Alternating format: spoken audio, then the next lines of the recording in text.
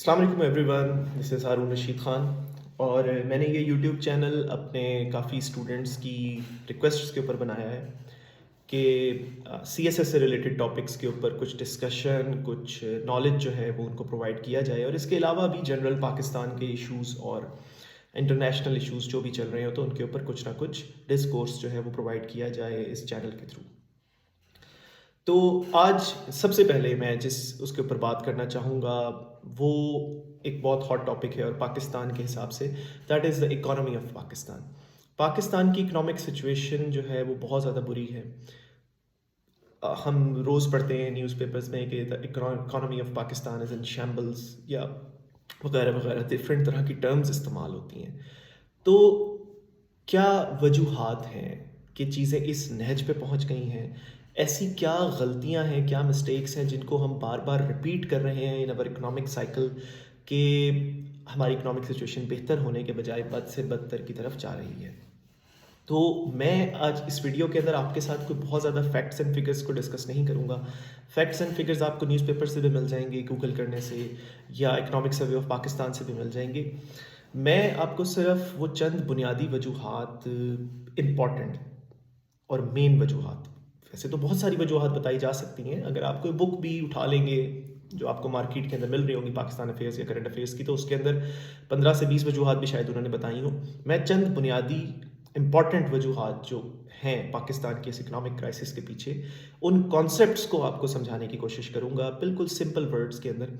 वो शायद आप न्यूज़पेपर में भी पढ़ते हो डिफरेंट टर्मिनोलॉजीज़ के साथ, डिफ़िकल्ट टर्मिनोलॉजीज़ के साथ, या डिफ़िकल्ट सेंटेंसेस के अंदर उनको बताने की कोशिश की गई होती है। मैं उन्हीं बातों को थोड़ा सा सिंपलर वर्ड्स में बताने की कोशिश करूँगा, ताकि अगर आप पेपर में लिखने की कोशिश करें या किसी के साथ बहस करने की कोशिश करें तो आपको वो बुनियादी कॉन्सेप्ट का पता हो। तो सबसे पहला रीज़न मेरे हिसाब से है behind the economic crisis, that is the low revenue collection या लो रेवेन्यू जनरेशन ऑफ पाकिस्तान।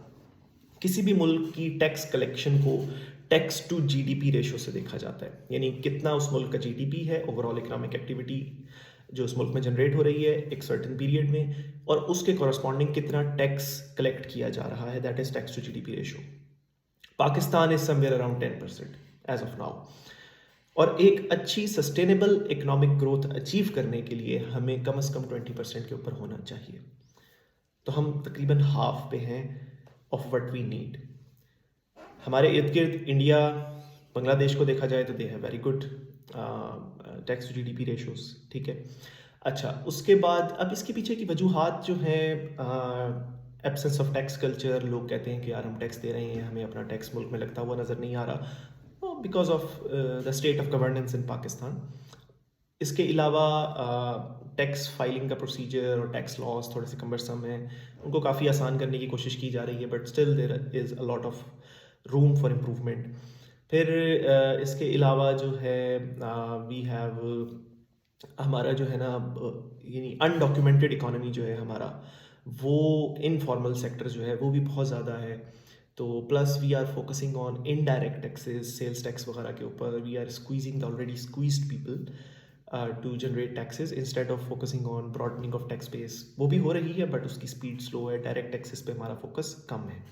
तो इन सारी वजूहात की बिना पर हमारी रेवेन्यू कलेक्शन जो है वो उस टारगेट पे नहीं है जो हमें अचीव करना है। Then there is the current account deficit, और अगर सिंपलर वर्ड्स में कहा जाए ट्रेड डेफिसिट, कि हमारी एक्सपोर्ट्स हमारी इंपोर्ट्स से ज़्यादा है।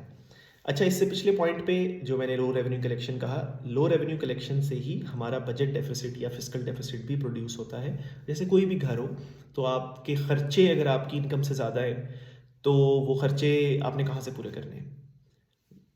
आपने लोन लेना है, आप किसी से कर्जा लेंगे। यही पाकिस्तान की सूरत हाल है, हमारे खर्चे इधर हैं, हमारी इनकम यानी रेवेन्यू जनरेशन यहाँ है। तो ये जो बीच का गैप है, इस गैप को हम फिल करते हैं या ज़्यादा पैसे छाप के प्रिंट करके, which results in devaluation of our currency, या फिर हम कर्जे लेते हैं। अब कर्जे लेंगे तो ऑब्वियसली उन कर्जों को बाद में वापस भी करना है, उन पे सूद की पेमेंट्स भी करनी है, जिन्हें डेट सर्विसिंग पेमेंट्स कहा जाता है, which is all a vicious cycle. तो दूसरा पॉइंट मैं बता रहा था, करंट अकाउंट डेफिसिट, हमारी एक्सपोर्ट्स कम है हमारी इंपोर्ट से, ठीक है, उसे बेहतर करने की ज़रूरत है।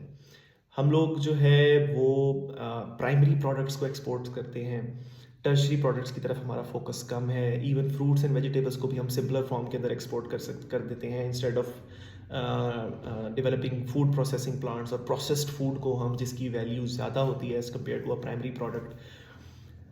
प्लस और भी बहुत सारे ऐसे एवेन्यूज़ हैं, जैसे आईटी है। आईटी सेक्टर के अंदर we have a lot of talent in IT sector. हमारे पास software developers, web developers, content writers, बहुत सारे इस तरह के स्किल्स वाले लोग मौजूद हैं।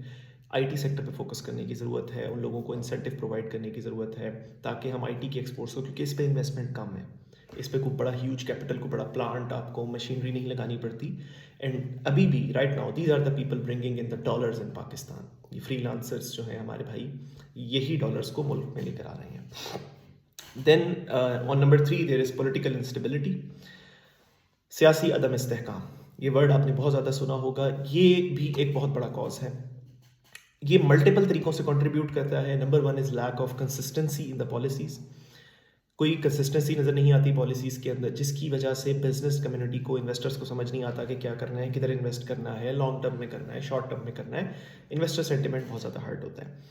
देन इसकी वजह से आपका जो फॉरेन इन्वेस्टर है, फॉरेन डायरेक्ट इन्वेस्टमेंट, वो भी डिक्रीज होती है। तो और फिर तीसरी चीज़, डिले इन डिसीजन मेकिंग आ जाता है। अभी जो हमारी मौजूदा सूरत हाल है, उसके अंदर एक ये भी बहुत बड़ा फैक्टर है कि बहुत से ऐसे decisions related to IMF and etcetera etcetera, जो कि वक्त पे होने चाहिए थे, वो पॉलिटिकल इंस्टेबिलिटी की वजह से डिले हुए। चाहे वो पिछली गवर्नमेंट का कसूर हो, इस गवर्नमेंट का कसूर हो, बट पॉलिटिकल इंस्टेबिलिटी की वजह से कुछ डिसीजंस जो टाइम पे होने चाहिए थे वो डिले हुए, जिसकी वजह से सिचुएशन बहुत ज़्यादा बिगड़ गई। महंगाई शायद तब भी होती अगर वो डिसीजन टाइम पे हो जाते। देयर इज़ अ ग्लोबल यानी कहना चाहिए कि ट्रेंड ऑफ इन्फ्लेशन, लेकिन हालात इतने बुरे ना होते और अब शायद हम चीज़ों को कंट्रोल करने की तरफ मूव कर रहे होते। तो ये again it is because of the political instability. अगला हमारा जो कॉज है नंबर 4 पे, वो इसी से डिराइव होगा, that is low foreign direct investment. Foreign direct investment कम होने की वजूहत, number 1 political instability, number 2 ease of doing business index हमारा बहुत कम है।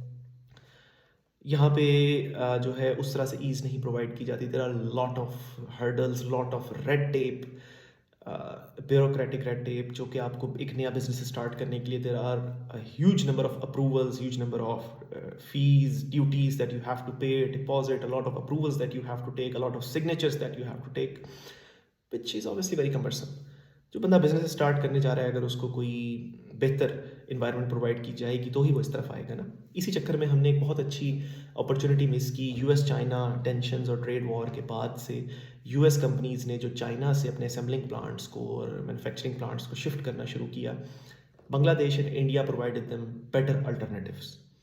पाकिस्तान को भी उस अपॉर्चुनिटी के ऊपर कैश ऑन करना चाहिए था, लेकिन हम नहीं कर सके। उससे हमारी इकोनॉमिक एक्टिविटी भी जनरेट होती, एम्प्लॉयमेंट जनरेट होती, एक्सपोर्ट्स बेहतर हो सकती थी, लेकिन हम नहीं कर सके। तो ये low foreign direct investment again a very big cause. Then there is the circular debt of the power sector, या excessive dependence on imported fossil fuels.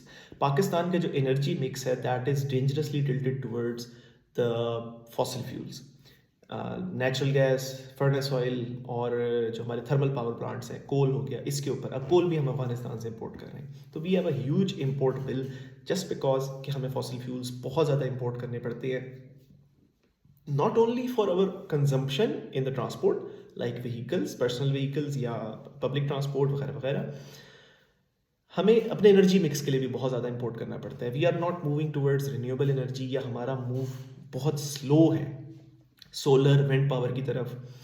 फिर वाटर की यानी हाइडल पावर की जितनी कैपेसिटी है पाकिस्तान में, हम उसको फुली एक्सप्लॉइट नहीं कर सकते, अभी तक नहीं कर सके बिकॉज ऑफ न्यूमरस रीजंस में, बहुत डिटेल में चली जाएगी बात।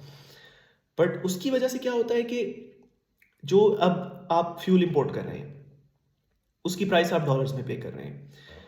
The moment dollar goes up because of the reasons, यानी आपका आप एक्सपोर्ट्स कम कर रहे हैं, ठीक है, मैंने आपको ऑलरेडी बताया है, जिसकी वजह से डॉलर की जो है मुल्क में डॉलर कम हो जाता है। Simple supply and demand rule है, डॉलर कम होगा, उसकी डिमांड ज़्यादा बढ़ेगी, उसकी प्राइस ऊपर जाएगी। जब डॉलर ऊपर गया तो जो आप इंपोर्ट कर रहे हैं, फर्नेस ऑयल वगैरह वगैरह, एलएनजी, उसकी प्राइस ऊपर चलेगी, your import bill goes up, ठीक है, for the same amount of fuel that you are importing. किसी इंटरनेशनल सिचुएशन की वजह से जस्ट लाइक अभी रशिया यूक्रेन वॉर या इस तरह के किसी इंस्टेंस की वजह से फ्यूल की प्राइसेस ऊपर चली जाती हैं, तो again your import bill goes up. जब आपका इम्पोर्ट बिल ऊपर होगा, वो एक साइकिल रिपीट होना शुरू हो जाएगा। ऑलरेडी आपके पास डॉलर्स कम है, आपको मज़ीद डॉलर्स पे करने पड़ेंगे टू इम्पोर्ट मोर फ्यूल, ठीक है। और उसकी वजह से मज़ीद डॉलर आपके मुल्क पे कम होगा, डॉलर की प्राइस मज़ीद ऊपर जाएगी, and it will result into inflation वगैरह वगैरह, बहुत सारी चीज़ें। I can just list down the causes. तो ये again we need to move towards a more sustainable energy mix in Pakistan. ये मैंने आपके साथ 5 बेसिक कॉजेज़ और इसके साथ कुछ छोटे सब्सिडियरी कॉजेज़ भी डिस्कस हो गए, अगर आप वीडियो को स्लो स्लो करके सुनेंगे और चीज़ों को नोट डाउन करेंगे। इनके सॉल्यूशंस को मैं एक अलग वीडियो के अंदर डिस्कस करूँगा। अभी मैंने सोचा कि ये 4-5 कॉजेज़ को आपके सामने रखूँ, एंड देन फिर इनके सॉल्यूशन के ऊपर हम कुछ ना कुछ बात करेंगे आने वाली वीडियोज़ के अंदर, कि ठीक है यहाँ तक बात पहुँच गई है तो अब इसको बेहतर कैसे करना है। तो there are lot of economist, lot of economic experts that are suggesting कि पाकिस्तान को क्या क्या करना चाहिए। तो उन बातों को आपके साथ शेयर करूँगा कि कैसे हम इस इकोनॉमिक सिचुएशन से निकल सकते हैं। तो ये सिचुएशन है, और होपफुली ये वीडियो आपके लिए जो है वो फ़ायदेमंद होगी, और फिर नेक्स्ट वीडियोज़ के अंदर हम जो है वो डिफरेंट टॉपिक्स को कंटिन्यू करेंगे। Thank you very much.